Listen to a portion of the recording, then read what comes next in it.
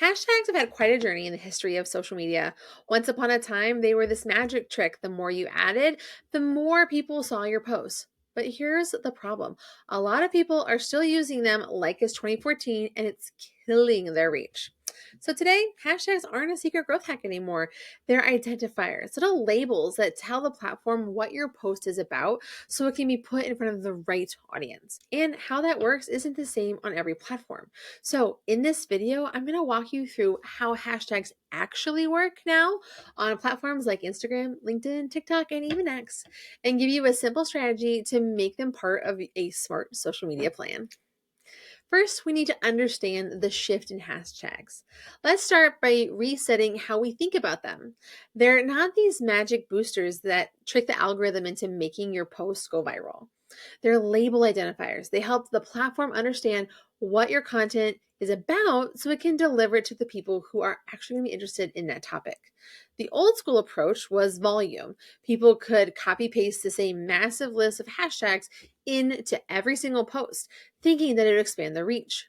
What it actually does now is dilute your content. You end up signaling to the platform that you don't really know who you're trying to reach.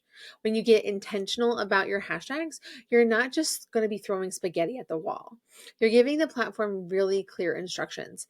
Here's what this is, and here's who it's for. And when you do this right, the quality of people finding your post improves. It's not just about the quantity.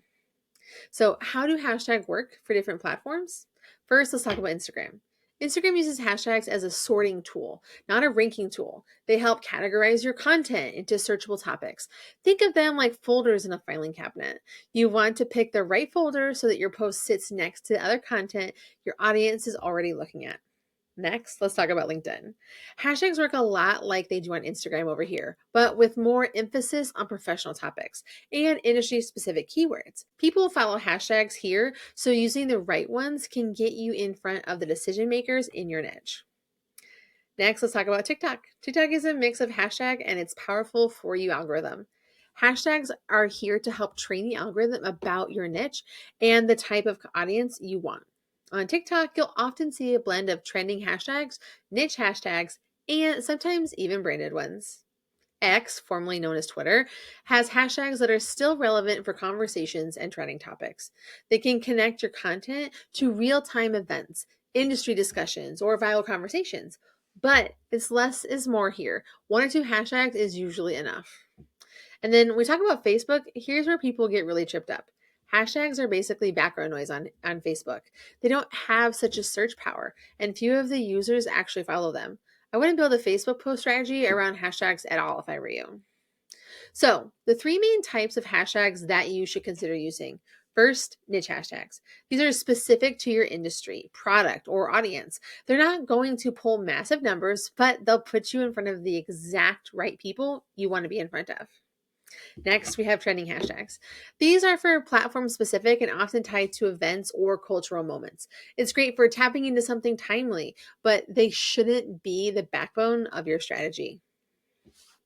Next, we have community hashtags. These connect you to a specific group or an interest. They're a great way to join existing conversations that your audience cares about. On Instagram, you might want to consider 5 or 7 that are going to be niche and 2 to 3 that are community, and maybe one that's trending if you are wanting to add in quality depth. When you're thinking about TikTok, you might want to add 1 or 2 trending ones into your mix with your niche tags as well. Here's the thing, before we can go any further, I want to point something out that's really important. Hashtags are only powerful when they're attached to a content strategy that is clear in its purpose. If you're still posting random things without a call to action, hashtags are not going to save you. That's why I built the social media strategy map. It's a simple framework that helps you create content with a clear goal and a call to action so every post has a job to do.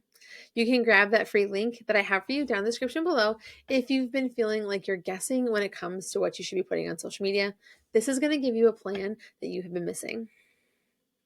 All right, now we have to talk about platform by platform best practices when it comes to hashtags.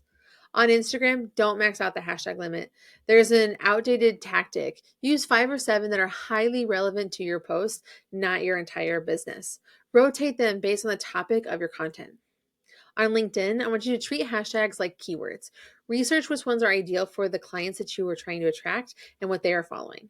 We'll use 3 to 5 max and make sure that they're industry specific. Over on TikTok, mix 3 to 5 niche hashtags with 1 or 2 trending ones to help the algorithm understand your content. Avoid stuffing the captions with wall of hashtag.